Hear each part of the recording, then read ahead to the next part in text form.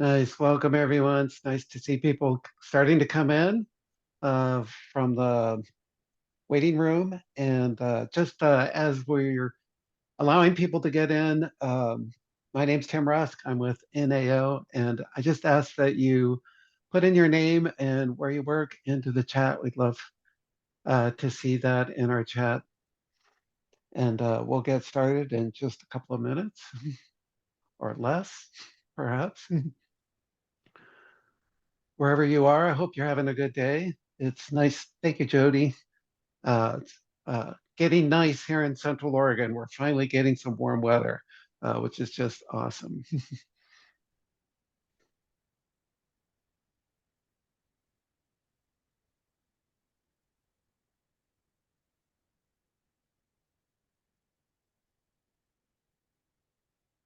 We'll just give people maybe one more minute to sign in and then jump in. Fortunately, this session isn't quite as full as our last one. Our last session was pretty jam-packed. Got a little bit more time for conversation and discussion with Scott.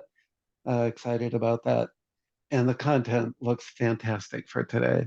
So again, my name is Tim Rusk. I'm with NAO along with my colleague Natalia, and we're excited to be part of this presentation with Scott Schaffer, day 2 of this series, 4-part series about success factors for nonprofit executive directors. And just we don't have a slide to introduce Scott, but we all got to know you a little bit last time, Scott. You bring just a wealth of experience, both from staff, being part of CEO of nonprofits, being a consultant, working primarily in the kind of food and environmental services and housing. Y'all may not know Scott's done a lot of work around mergers and turnarounds for nonprofits, which is just awesome. And then your education background with Harvard Kennedy School is very cool. Carnegie Mellon, Columbia Business School. Scott, you've got so much you're bringing to this conversation. It's just incredibly exciting. So today's session is being recorded, and you'll get a follow-up email from my colleague Natalia with a recording of the session along with a PowerPoint. And today's session, just as a reminder, is about 75 minutes. 2 more sessions coming up on May 7th and May 21st. So you'll want to track those emails when they come in. So just in case you don't know who NAO, Nonprofit Association of Oregon, is, here's our mission statement, and it's focused on improving the lives of all Oregonians across the state. And we do that by strengthening nonprofits. Nonprofits make such a huge difference. So our goal is to strengthen the collective voice, leadership, and capacity of nonprofits. And speaking of which, right now, we are doing a Northwest Nonprofit Capacity Survey. Here's the QR code, and it's just a reminder. We'd love to have you take a few minutes and fill this out. This is a 5-state survey. Awesome to get a really big group kind of weighing in on what's important and what we should be paying attention to. It's not a competition, but we tend to get a big response from Washington. So we'd love to, up our game and be able to approach some of the numbers from Washington. And again, this is just an important sector-wide survey. So I think with that, Scott, I'm going to stop sharing my screen and turn it over to you and say, let's get started. Okay. Well, thank you for that introduction. And let's see, how do we make sure that this is giving me the slideshow? There we go. Thank you, everyone. Welcome back. I really enjoyed the last discussion. We're going to pick it right up where we left off. And that's a little bit about my consulting practice called Public Interest Management Group. You probably, this point, know a lot about the series here. We have a series, there are 2 phases to the series. We're looking at the factors that can help you as executive directors do your job. Now, the phase 1 has 4 sessions. We're now in the 2nd session. We're going to look at organizational culture and external footprint, which I will tell you what I mean by both of those as we move through the program. We have 2 really great sessions coming up this spring. And then we also have phase 2 for those interested. It will pick up in the summer and fall, and it's a limited size cohort group. And it will include individualized consulting as well as 4 interactive workshops where we'll be in the fall, where we'll be able to dive in as a group and really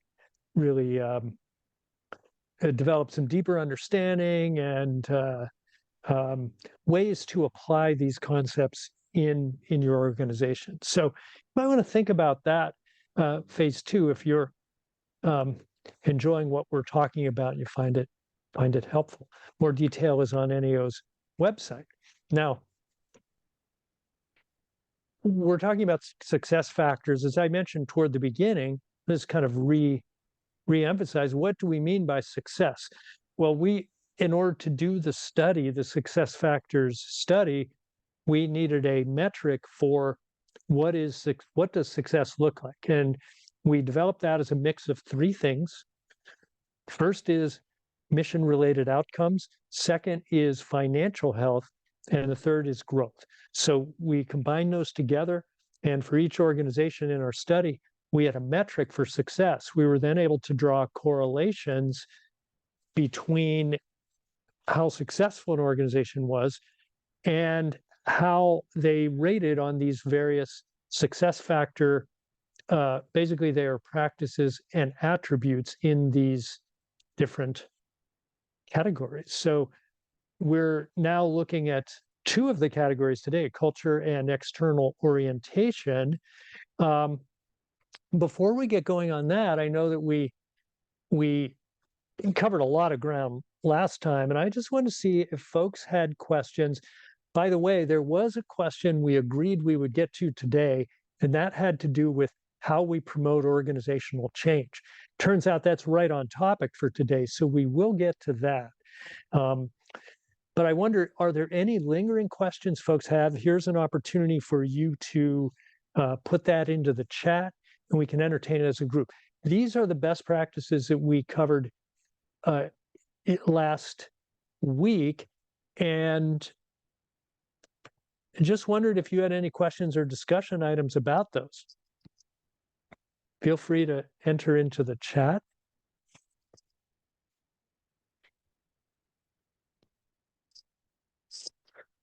Also let you know that we're not terribly formal through this program. We will have opportunities in session 4 to circle back to some of the key success factors that we cover in the first 3 sessions.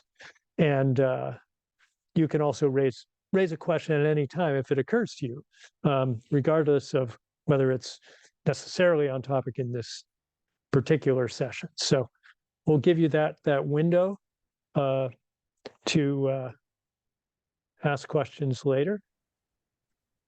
Here's Scott, our where do people find a full list of the success factors? Yes, that is in the there's a white paper that was co-authored by myself and Jim White of NAO, and that I'm pretty sure is available on the NAO website. Is that something, Tim, perhaps we could paste a link to that into the chat? Sure. So people can see that? Yeah, you can see there's a discussion of the factors, the themes that tie them together, and also a list in the appendix of the different success factors. So we'll start by talking about organizational culture, and then we'll look at external orientation. 2 important areas of managing your organization. So first off, organizational culture and success. What is organizational culture? Well, I was sitting down to try to write my own definition. I said, wait a minute, probably somebody has already done this. I don't need to come up with this. And I so I did a search, and this is a definition that I really liked. It wasn't that Kelly Wong is a writer. She had a website, and I don't know her, but she came up with a really nice definition. I like this. And to me, it summarized nicely what organizational culture is. Organizational culture is a little hard to, sometimes it feels very intangible compared to other things. And this is one of our challenges in doing the study, is how do we find some attributes cultural attributes that we could measure. And so obviously we couldn't measure everything about organizational culture, but we were able to find a few. So the culture reflects how all these different stakeholders experience the organization and its brand. So now, why did I put this on the screen? It's a picture of an aquarium, and I'm going to pull out some NAO history here. And so I've been around long enough that I actually have some history. Back in I don't know if it was 2015, it was probably 2016.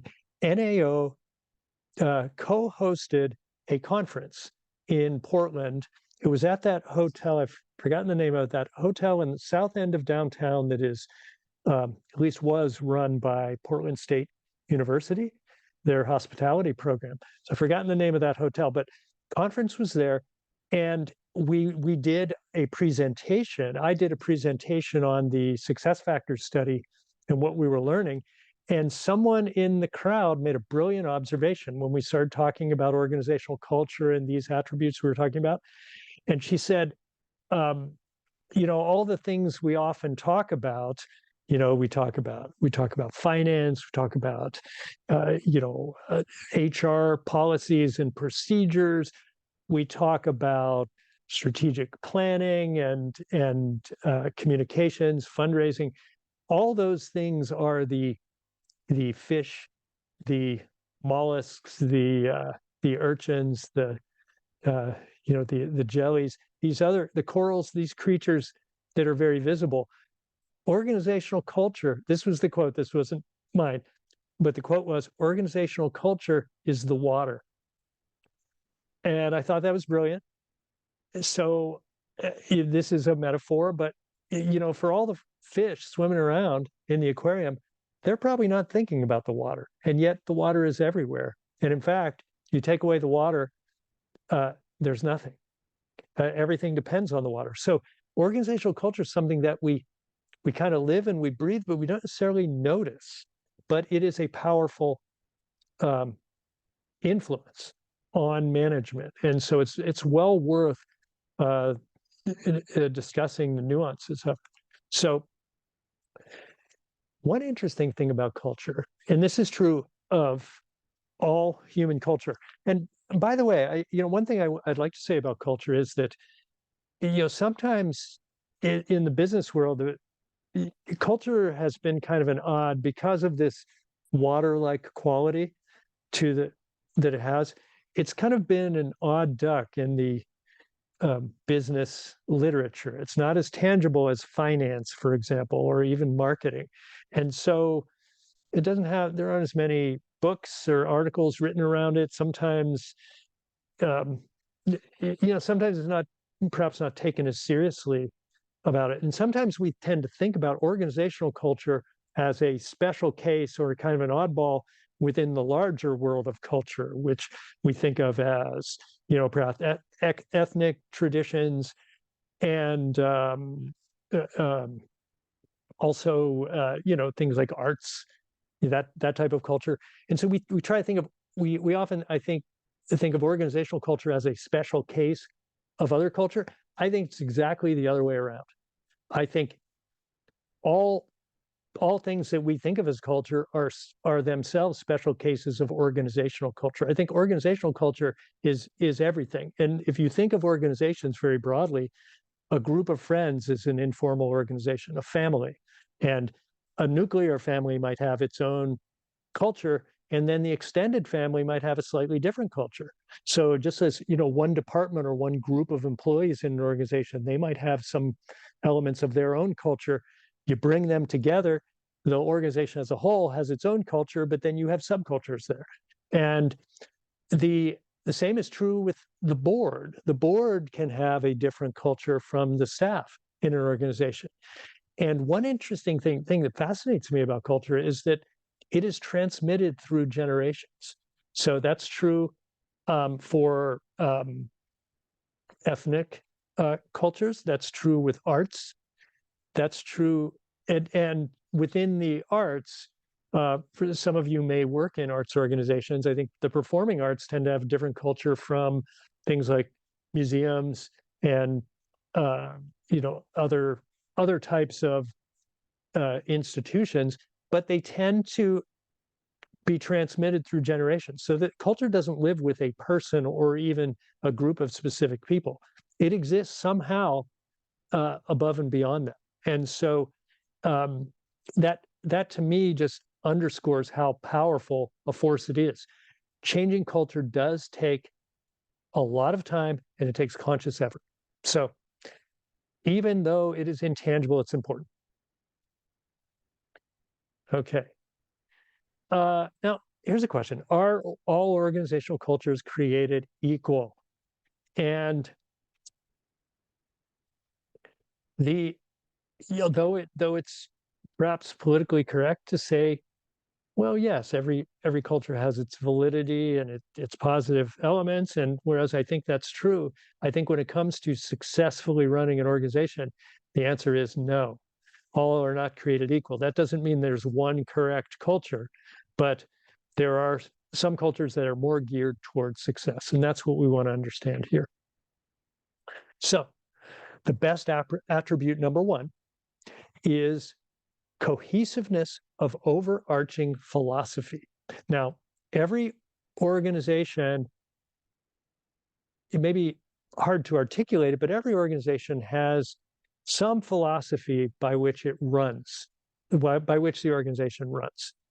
And what we measured was how clear was this philosophy in every given organization that we worked with across different stakeholder groups. So we surveyed these different stakeholder groups: staff, the board, and external stakeholders as well.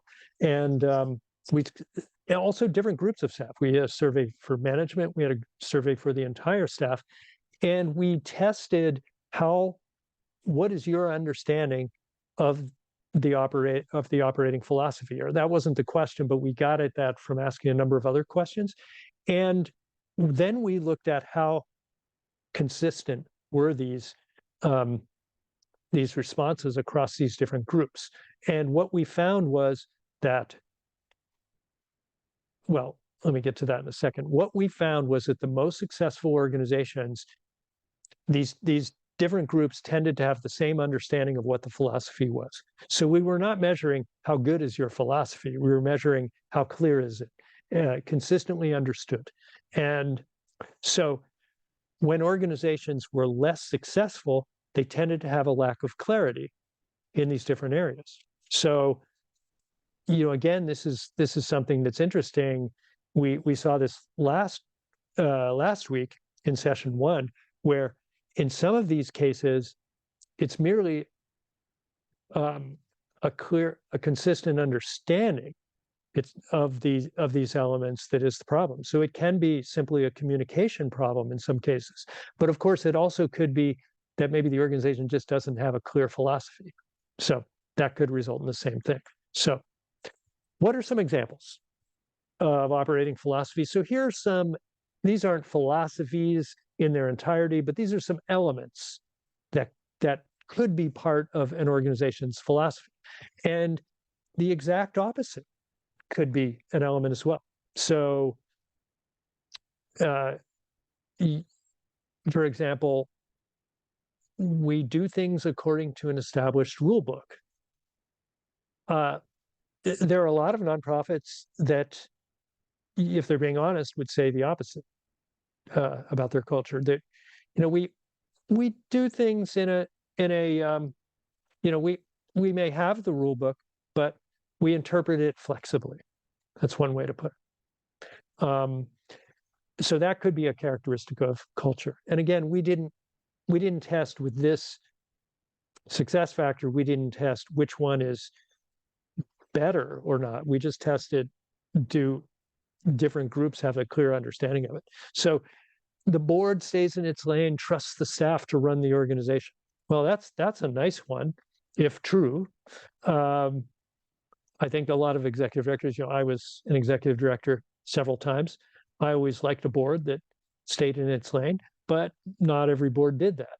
So for some organizations, the culture is that the board, it watches over the staff with an eagle eye and gets involved in ways that might be very detailed oriented. The last one is an interesting one to me, because there are a number of nonprofits that have this kind of family feeling. And again, we didn't test whether that is associated with success or not. I can imagine arguments either way. But that valuing individual needs and preferences and taking care of individuals, if that's a primary value, that could be a characteristic of culture. The last one is an example of something that I think everyone says, and I think some organizations actually do that. They might say they do it and may not really live into that value. And again, not saying that that's right or wrong, just giving the examples. So I think the cohesiveness gets at one word that I think is very important in a lot of these success factors. It's intentional. So being intentional. What is our overarching philosophy? How do we want to define that? How do we communicate that? We want to be intentional about these things. That's, I think, what the success factor is about. So I'll proceed to the second best attribute. And this one, some of these don't lend themselves to words very easily.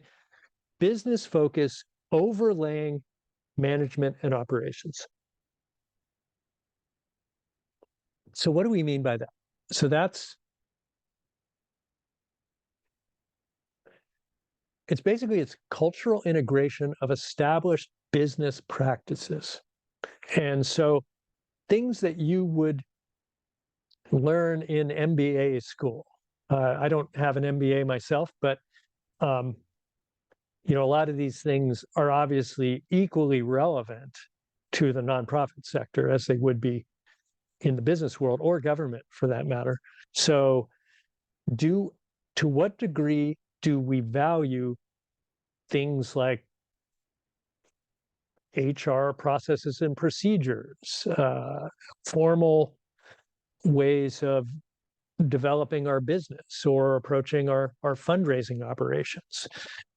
Do we use financial metrics, and how formalized is our budget process? So these things are all examples of established business sector practices, and the cultural attribute here that was linked with success is that these things were hardwired into the culture of the organization. Even though it's a nonprofit, they approach their business in a systematic way. And we were able to test that through surveys and interviews. And so I want to talk about here, now, does this mean, there used to be a cliche out there that nonprofits need to run like businesses. And whereas I'm going back to the 90s now, where that was starting to become a cliche. And I think whereas it's obvious, I agreed with it in some obvious ways that you need to approach your operations in a systematic way that's likely to be more efficient and effective. That's at least my own point of view. But when you really think about it, think of that idea. Nonprofits need to run like businesses. Well, most businesses go out of business in their first 5 years. A lot of businesses are horribly run, even successful ones sometimes. They don't have the checks and balances necessarily that nonprofits do, and they aren't accountable to the public. I think nonprofits, in many respects, are generally run better than many businesses. That's not to criticize the way businesses or corporations are run, but I don't think as a statement, the idea that nonprofits need to run like businesses is a cliche, and cliches are rarely tell the full story. And so, by the way, when's the last time you heard about a big scandal in the nonprofit world? I shouldn't ask that question because there's always going to be one that I missed, but there just aren't a lot of them. They are rare. And I think that to me suggests nonprofits are accountable. Whereas, there are scandals every day in that come out of the business or corporate world. So I'm not a big fan of that cliche, but I do think that this element of culture of being committed to business, I think of it as part of a balanced culture. Now, we did look at mission commitment as a cultural element, and we found that almost all nonprofits demonstrated a very high level of authentic commitment to their missions. So that in itself, the mission commitment in itself distinguish between unsuccessful and highly successful organizations. Basically, everyone was doing a good job, so there wasn't much of a gap there. But there was a lot of difference in the way nonprofits engage business practices into their culture. And so I think of the balanced culture, not so much that it's all about business, but it's about how do you have this yin and yang going on where we are somehow cohabiting in our culture these two things. Are we have commitment to the mission and we're committed to business practices. So that's what I think the big lesson here is. Now, here's a question for you. I've been talking for a while. From your experience, either in your own organization or maybe others that you've observed, what obstacles do you think may exist in adopting business-oriented values? I'd love to hear some thoughts in the chat box.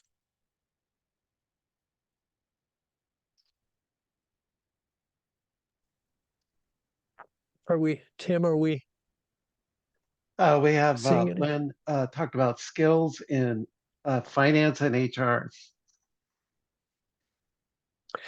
Skills. Now, let me ask a question. So when we say skills, do you think if we need better skills, what does that say about the values underlying that? Because I could imagine that, well, in one case we might really value the good finance and HR practices, we just might be lacking the skill. So in that case, we need training.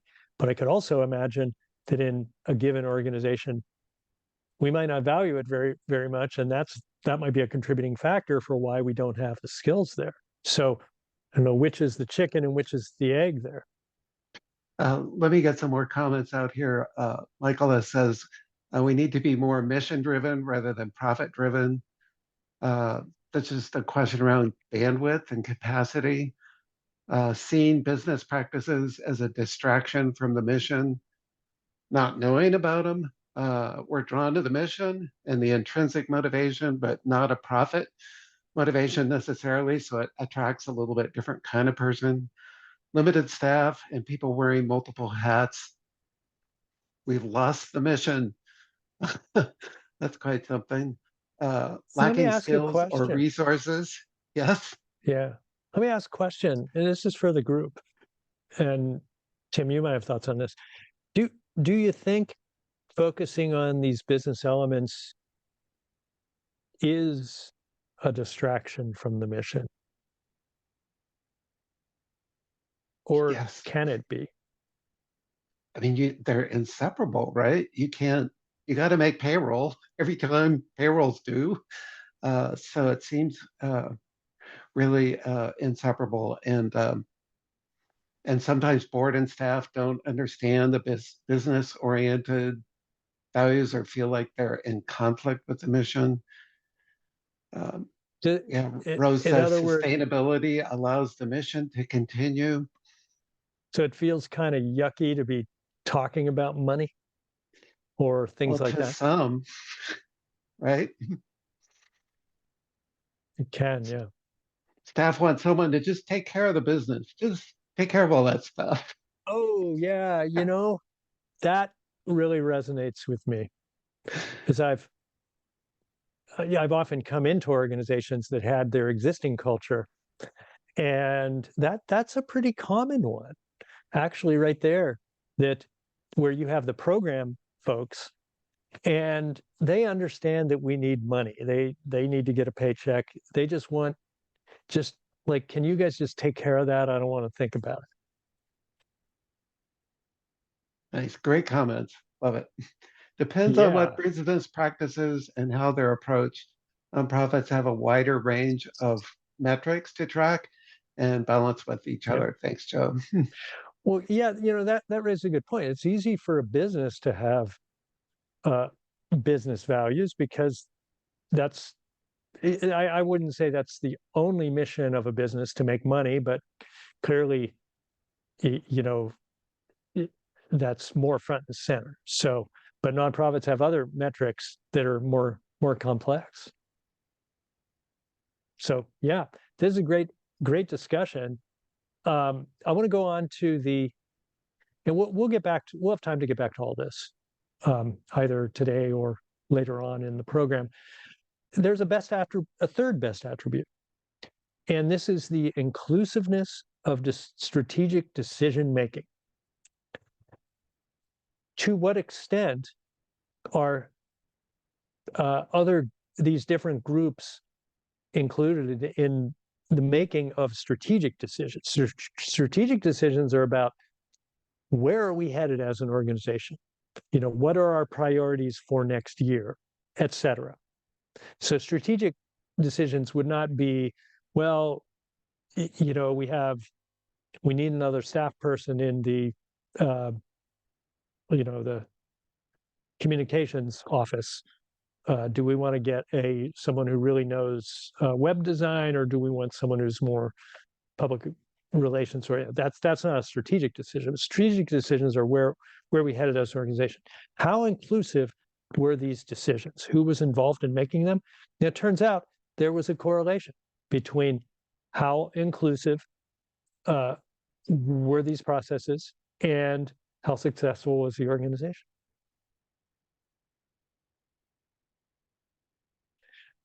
So this is a question, and I wasn't sure when I wrote this if is this a rhetorical question or not, and I think it's probably not. So I'm interested in your thoughts on this question, if people have any. What are the upsides of inclusive decision making? First I thought, well, maybe it's obvious, but maybe it's not. Yeah, What do you Scott, all there was think? a comment from before around just that divisiveness between program and administrative staff. Yeah. So by Upsides being are more inclusive, buy-in, yeah, people on the same page, yeah. communicating the same message outward. Thanks, Hmm. India. Any other thoughts there? Teamwork and culture, buy-in. Buy-in Teamwork. got quite a few thumbs up. Fresh Yeah. perspectives. Yep, sorry to interrupt. No. Okay. Yeah. Fresh perspectives. I like that one. Sometimes if you're talking only to you're bouncing ideas only in your own mind or talking to people who are similar to you or experience the organization in a similar way, then you might likely get the same idea echoed back. So yeah, there's some interesting value there. Are there potential downsides though of being inclusive? What do you all think? It can be slow. Thanks, Rose. A Drawing lot of out the process. process. Yeah. This is how it's always been done, problem. They expect things to be a certain way. That's an interesting thing because culturally, Tim, I think what that makes me think is that culturally, when you involve, if you involve everybody in it, their decision making might be very conservative, not politically conservative, but in the sense of the status quo is familiar to people. So changing the status quo might, the more people you talk to, the more anti-change voices you might hear. Yeah, there was a comment. Sometimes one or two people can derail the process. I got three thumbs up, and then not everyone's ideas can be used. You ask people for input, and then you don't use their ideas. That can feel Oh, disrespectful. that is that is brilliant. Yeah, there's a something that I don't know if I made this up or I heard it from someone else and repurposed it, but something I've invoked from time to time is if you ask a question, you better be prepared to deal with the answer. So people do tend to get it can be demotivating if you ask people their thoughts on something and then it appears that you ignored their thoughts. When in fact, what you were trying to do was be inclusive. And we heard a lot of thoughts, we weighed them, and this is the direction we went in. You can't make everyone happy. So there are perhaps some downsides. So, it's not an easy choice. How inclusive should we be? Um, so this is an interesting one. They're all interesting. I wanted to tell you about cultural attributes that were not strongly correlated with success. There were three of them that they just didn't show high correlations. Um, they didn't show negative correlations either. So what this means is there just wasn't a big difference between the most successful and the least successful organizations. The first is the predominance of mission values in decision making. That's something I referred to earlier. Nonprofits tend to rate very high on this. The second one is interesting because that's the predominance of social justice values in decision making. It just didn't show a big impact one way or another in terms of success, overall success. And then this third one, tolerance of change. I think I mentioned that in the last session. We had some questions about change and how disruptive change was in your organization. And we looked at this in different groups. And to my surprise, we didn't see much of a difference between less successful and more successful organizations. So my surprise matters not at all here, because but it is interesting. But I wanted to ask you, are you surprised to see any attributes listed on the preceding slide? Were you surprised by any of these when I showed you this? Anybody registering thoughts? Well, it always takes a minute. Yeah. Surprise around the tolerance for change. Thanks, India. Yeah. My question as I look at that is what was your focus around social justice? And was it really around belongingness?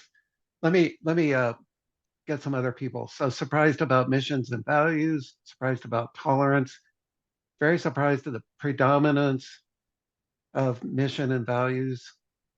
That's a big part of it. I Well, would yeah, suggest and one more comment. I would suggest that social justice values aren't correlated with success because the general culture is unjust. Thanks, Rose. Oh, interesting. That's an interesting hypothesis there. Yeah, the culture we're all working in, that's the thing, culture has different levels. We are working in a, well, I don't want to sound, I would try to be neutral here. We are working in the context of a capitalist economy, and so we are swimming in that ocean. So to be successful, you have to succeed at things that work in that ocean. This is great.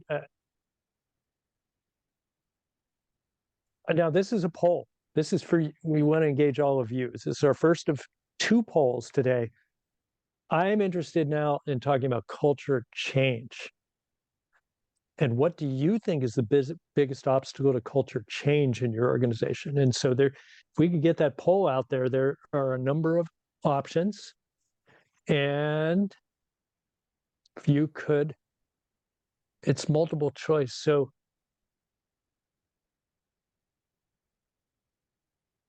let's see what the responses come in at. So we're starting to get some answers.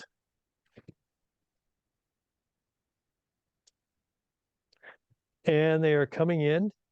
So, Tim, am I right that you and I can see them, but the group as of yet cannot? Correct. Until the Okay. poll closes. Yeah. So we're getting a lot of responses. We're above 80% now. And what I'm seeing is the biggest one by far is little bandwidth for added internal work. So we're all stretched really thin. That's getting about 2/3.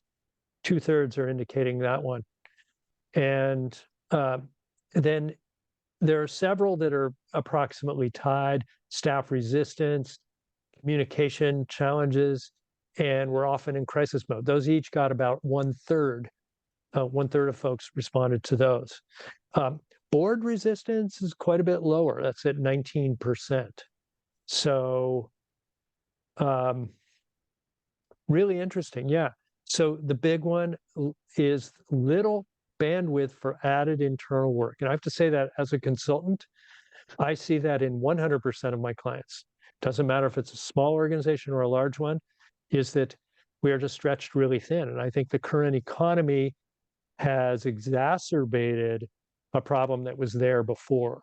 Just the difficulty in recruiting and retaining employees makes it hard to change things. I mean, when you think about it, use that, we're talking about cliches today. We're building the airplane while we're flying it. Well, changing culture is part of building the airplane, but we have to fly it. So very interesting. Thank you for sharing your thoughts there.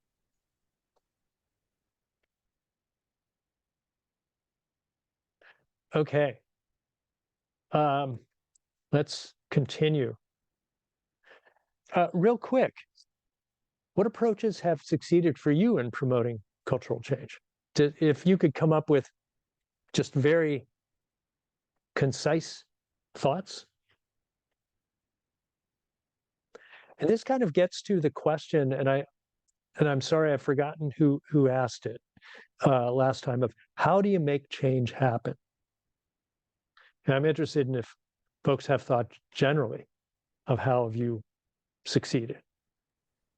Scott, do you want people to unmute or oh, we're getting some stuff in chat already. Good. Strategic planning with board and staff, key stakeholders, sharing responsibility on all levels. Yeah.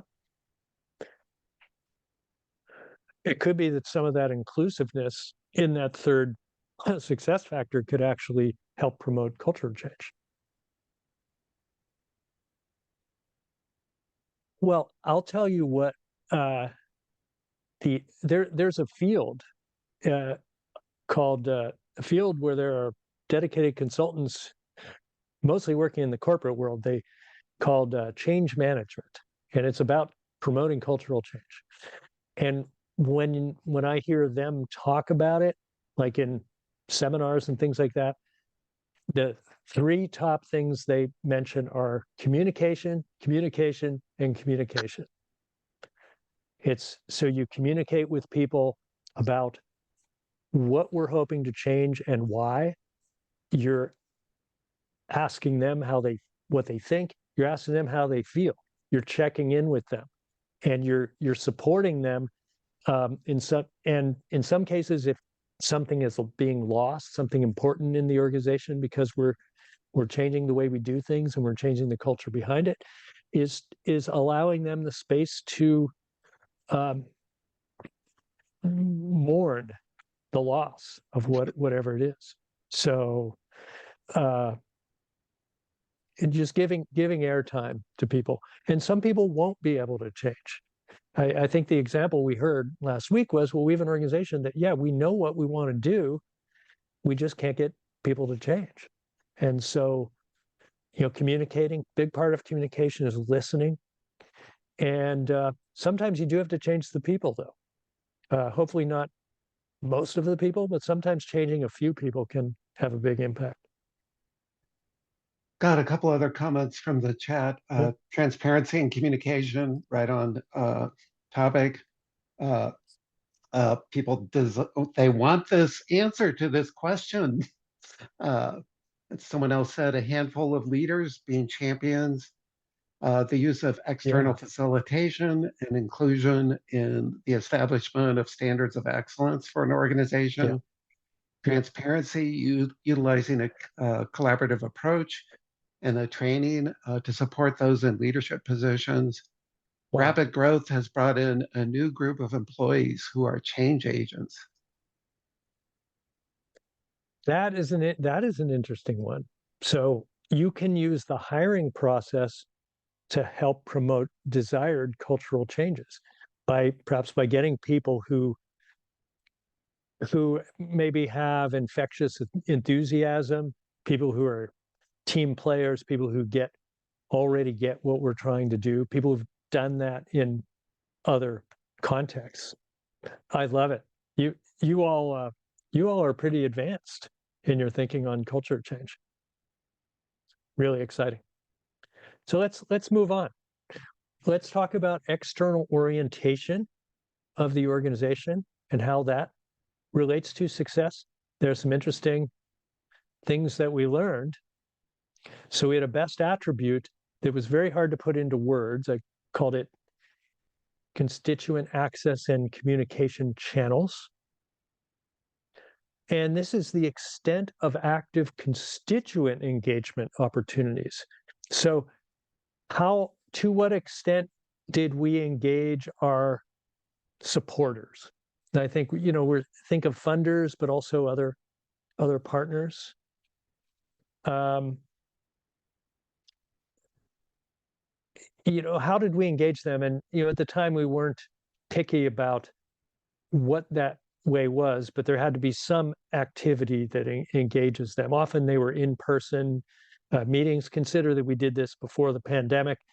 And I wanted to ask you, though, how does your organization actively engage with your supporters? So let's be more clear here. Let's talk about funders. For those of you who do fundraising, how do you actively engage with your people who fund the organization? And if you could just put in the chat box a word or two about how you do it. Let's see what examples we get. At concerts, receptions, open rehearsals, panel discussions with artists. Noreen, I love the work you do. It's fun. Sounds like fun stuff. What about people in the world of social services and maybe health? Any examples there? I wonder. Well, that's Being okay in for now. I social was interested. services, I went to a lot of meetings. Go to a lot of meetings. Yeah. Yeah. Telling telling stories via email. Different team members have relationships they build with funders, orchestrated by the development and autonomy to connect and build collaboratives, monthly newsletter, calls, Yeah. meetings, holding different Yeah. events in different communities, meeting Yeah. people where they're at, literally, like going to where the people are, invitations to our members, um, intimate dinners, handwritten notes, depends on the funder. Government channels are pretty formal. Donors and collaborating organizations have a lot of different opportunities for informal conversations and communication. Someone else focuses on site visits. We've gone to them in person. Also, pretty much whatever they want and need, that's what we're there to Yeah. interact with them on. That's great. So what do you all think about this question of, the COVID era? Maybe we're not in it anymore. It's always hard to tell, but um, this study was done before we all had to shut down events and rethink how we engage with people. Also, at the time the study was done, remote meetings weren't even a thing. They didn't happen very often. When they happened, it was usually within staff or you know national organizations with people calling in from various places. They were more akin to conference calls. But just wondering how have things been different? A lot of the examples we just heard were and did involve meeting in person. And um, I just wonder, have people had more permanent changes as a result of perhaps people's reluctance to meet in person? Yeah, there's a note here around little touch points through the year, holiday cards, Valentine cards, postcards. Got a couple of thumbs up on that. COVID actually trained everyone to use Zoom and opened up new ways to connect with uh, That is a good kind of the point. bigger Yeah. community and people that are geographically spread out. Lynn talks about storytelling and newsletters and email communications. Noreen says many donors prefer video meetings now, just as soon do that rather than uh, have to go somewhere. It's, I have found that too. Rose says Yeah. it's easier to connect, but harder to engage, if that makes sense. Community Yes. building is challenging in a remote environment. Yes. All those things make a lot of sense. It's a little bit complicated and probably depends on. Now, I think we've already answered this actually based on the quality of the previous responses. So I don't not asking for additional responses here. What are effective or ineffective ways? I think that, one of those comments was interesting because I forget what the exact words, but it's maybe easier to connect but harder to engage in a remote setting. I found that some types of consulting, uh, Tim mentioned at the start that I have over the years worked on consulting on mergers between organizations. I found that just did not work well at all when people weren't willing to meet in person. The in-person connection was kind of everything when you were involved in something that went into such depth about the direction of the organization. Um, so here's an interesting slide. With external orientation, most of the ones we looked at actually did not have high correlations with success. And so we had just the one. Here are the other ones we looked at. And some of these might be surprising. Um, so I wanted to, sometimes what we don't see becomes interesting. So I wanted to have another poll here, ask all of you, which of those practices on that previous slide were you surprised to see low or no correlation with success? So there's the list. So let's go ahead and do the poll. And if you can just take a minute, you can check as many as you like.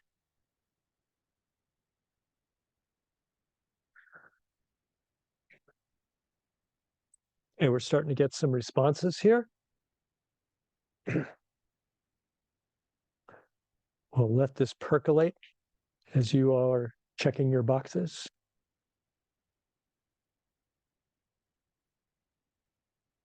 Interesting. So we're past halfway, approaching full participation.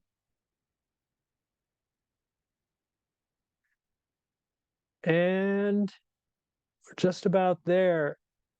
There's not a huge spread in the data here, but there is a lot of surprise. So almost half were surprised by the one that I was most surprised by, which is board engagement and revenue development. I guess, I would have expected the more successful organizations showed a higher level, consistently higher level of board engagement and revenue development, but that wasn't the case. So yeah, almost half, 48%. I thought that was surprising. Also, the external CEO focus. I do want to talk about that more because that gets to your job. And that was really how externally focused is the executive director or CEO in their job, and how much of it was devoted internally and how much was devoted externally. Turns out there was not a correlation with success. By the way, on that one, well, I'll save that comment. Now it turns out, actually, as everyone participated, we have a new winner because one of these came from behind, and it was the engagement of non-board volunteers. That surprised more than half of people, 52%. Social media engagement was a little bit lower, 38%, and then involvement in advocacy was lowest, 19%. So this is all very interesting. And there are a few there that are really, really quite surprising. So thank you for participating in that. I shared your surprise by some of these. I want to talk about this one, external CEO focus. What was interesting, really interesting to me, is that one of the questions we asked every executive director in the study, so we interviewed every ED or CEO, and the majority, I think about 2/3 of them, when asked the question, do you think the CEO's focus should be more external in nature or more internal in nature, or does it not matter? We asked them that question. Most of them felt it should be more external. And yet, only about half actually were external. And it turns out it had almost no impact on how successful the organization is. So in other words, there was a mismatch between I guess another way to say that is, even a lot of the EDs that were internally focused felt their own job should be externally focused. And yet the data didn't back this up. So it's not to say that in your given organization, that wouldn't be a better use of your time necessarily. It's just saying that overall, when we looked at it, we didn't see a correlation. And have you ever heard of a book called Good to Great? Good to Great was a very popular business book. Used to see it has an orange cover. Used to see it in those airport bookstores. If you ever spend time in airports, which I don't recommend, but I do recommend the book. And it looked at what made businesses successful over Fortune 500 companies, what made them successful. And the interesting thing there is the success factor from Good to Great was an internally focused CEO. So even in the corporate world, they also didn't find that an externally focused CEO tended to be more successful. So I'm just wondering, do people have thoughts on all of this? I think it's a fascinating topic. We could probably talk about this for forever, but I wanted to at least open that window. Scott, you got a Do lot of it, people recognize the book and the thumbs up. Favorite book, favorite book, and then there's a nonprofit addendum. there is, yeah, yeah. I thought the main book was better than the nonprofit addendum, but I do have both, and I think there are some insights about the nonprofit world. Um, Clearly, nonprofit world has differences from the corporate world. Does anyone want to unmute and ask a question or make a comment about this? Can we allow that, Tim? Yes, people can just unmute. We had Julie comment, agree that external CEO focus doesn't have much return on investment. And in an artistic org model, we have a co-leadership structure. Artistic leader is more externally focused, admin leader more internally focused. But yes, please unmute and join the conversation. Yeah.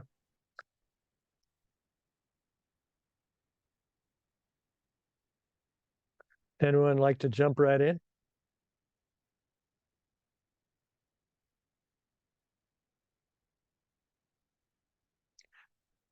Here's a comment.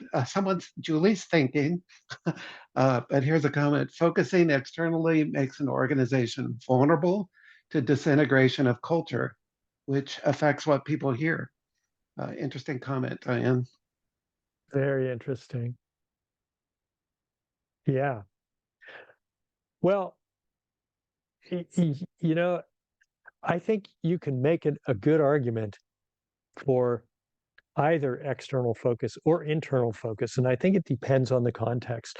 One thing that I heard from a lot of people in this study, the executive directors, was that they would like to be more externally focused someday, but we just have so much stuff going on internally. They're concerned that we have to attend to that first. And I think there's some real wisdom there, and I think there are examples of organizations that had struggles when the leadership was more externally focused than perhaps they should have been in those circumstances. And I think you're always going to find the opposite, where I think in some organizations, it feels like they're a well-kept secret, and it's something we hear a lot when we survey board members, for example, or funders, saying, I love this organization. I just don't feel many people know about us. And sometimes that's just a challenge getting through the noise, all the background noise. But in some cases, that might mean, well, we need to get out there in the community more and be more active in putting faces to the name and making it clear that we're active players in our field. So I don't think there's a right answer or a wrong answer, but well, let's put it this way.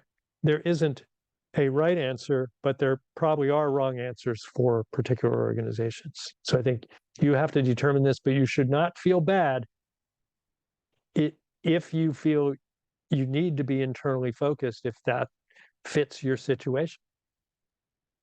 And Julie makes a comment here, there needs to be an internal focus on growing and supporting the organization.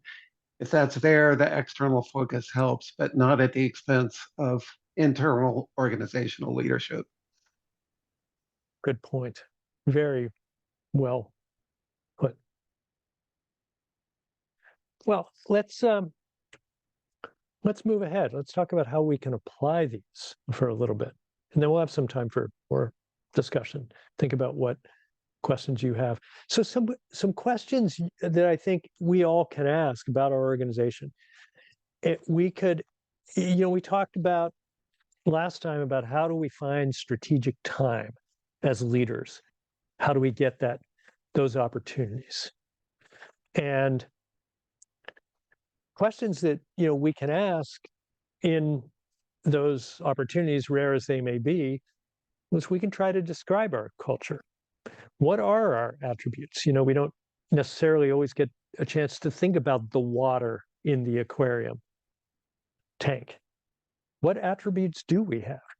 And what attributes do we want? In some cases, we can maybe build off of and accentuate those that we already have. But in some cases, if we're being honest, we might find that there might be something about our culture that holds us back. And so, would we want to change that? And then, what might a pathway to cultural change look like? So, we heard some really interesting examples. Could that be changing the people? Could that be communicating in different ways? If we could think about what a pathway would look like, then we might be able to be more intentional about it.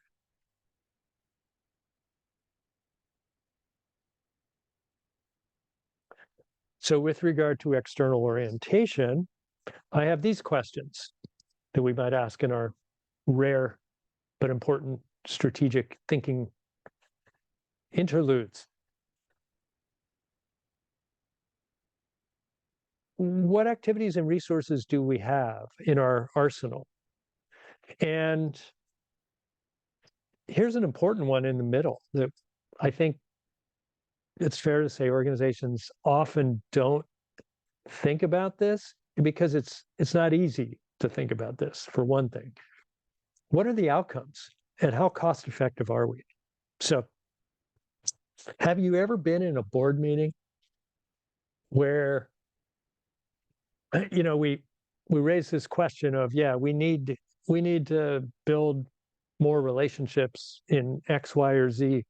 People say, yeah, we need to do more of this, and we need to do more of that, and we need to do more of this third thing or this fourth thing. We need to go to the Rotary Club meetings. We need to meet with our donors. We need to do this, and then you start counting this stuff up as the staff person who's going to have to do this or oversee it, and saying, okay, well, this one's going to take 10 hours a month. This other one's going to take 30 hours a month, and then you start adding it up.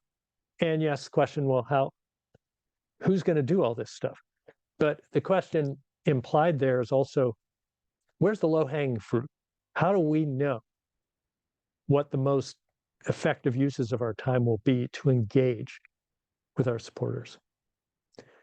And so what can we do more of? What can we do less of to get more bang for our buck? So it's easy to talk about what we should do more of. It's much harder to think about what we should do less of. By the way, does anyone have an example of something they stopped doing because it just wasn't effective? It was just sort of the way we always did it. And then someone who said, wait a minute, we have priorities. This isn't one of them. We're going to stop. I'm just curious.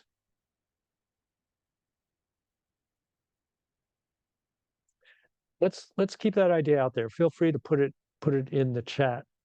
I want to return to this process diagram that I brought up in the first session, because I think as we think about our uses of time, and I think it can apply to change management as well as external communication, we identify the problem or opportunity, we ask questions about it, we collect whatever information we can, and then go around the circle, make decisions, take action, try things out, and then evaluate them.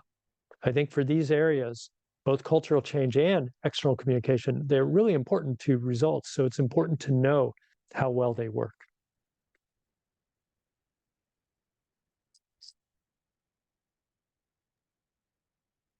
So we've put a lot out there. We have an opportunity for discussion. So Tim, I think at this point, since we do have, well, we don't have a lot of time, but we have time to entertain several questions. Do we want to ask people to unmute and feel free to chime in? What Sure. do you Yeah, that prefer, sounds good. Tim? Let me just mention a couple things in chat. So things that people stopped doing, collecting data that wasn't being used. I can certainly relate to that. We stopped trying to sell memberships to an elite group. It was a high maintenance activity. And now we reach out to anyone and everyone who's connected to our organization. We choose to never do a banquet fundraiser. Woohoo! Oh, because it didn't have the Clause. resources or support. Yes. A fundraiser you don't have to put on. Love that. Yeah. Yeah. That process diagram could really apply to fundraising events. So feel free How to effective are they? unmute and Yeah. jump into the conversation. Love to have a little bit of dynamic conversation here if we can.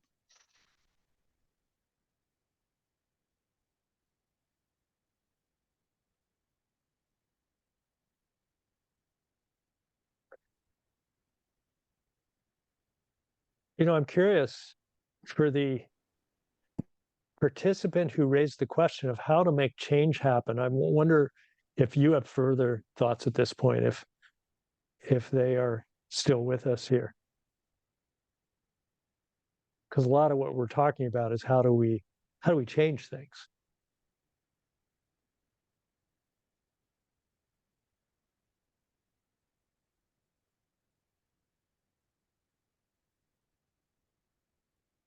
Here's a couple more comments. We're in the midst of leadership change, board change, over an entire change in culture. So we're changing a lot of what we used to do.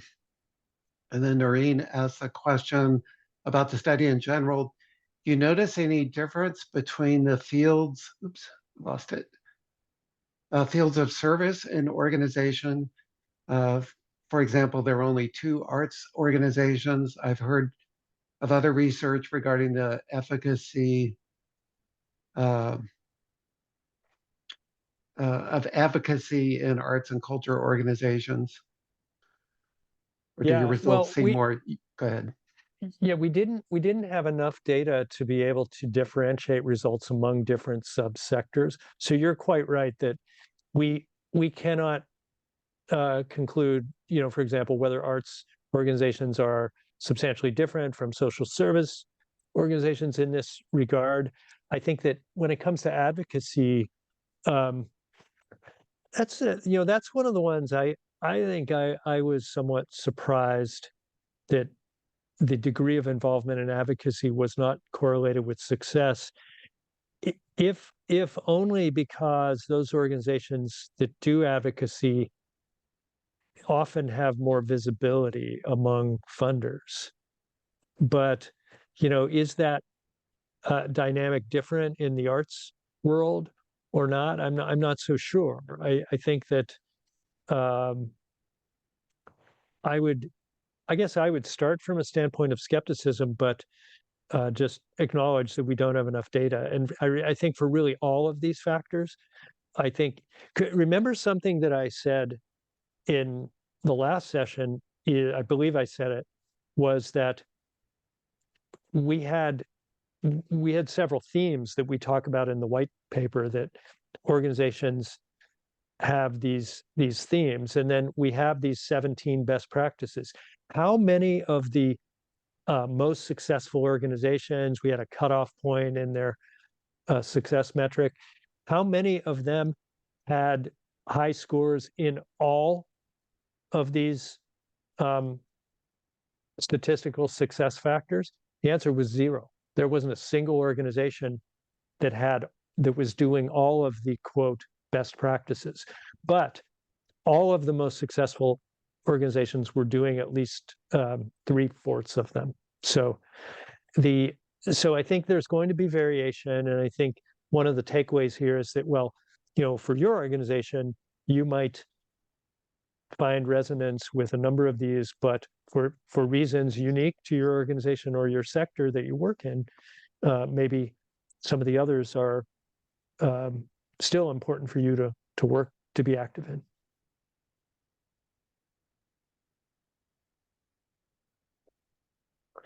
Well, we have one more minute here. We may have time for one more question if we've got it. Some actions that you can take here, just some things for you to think about as ways to engage in these practices we've talked about today. Um, and again, I think this comes down to finding strategic time to think about your organization. And whether we're talking about planning and strategy per se, or we're thinking about culture, there was this one quote out there, maybe this is a good way to close, that it was attributed to Peter Drucker, who was a prominent management writer. And he allegedly said, culture eats strategy for breakfast. Turns out he never said that, but he said something somewhat similar to that.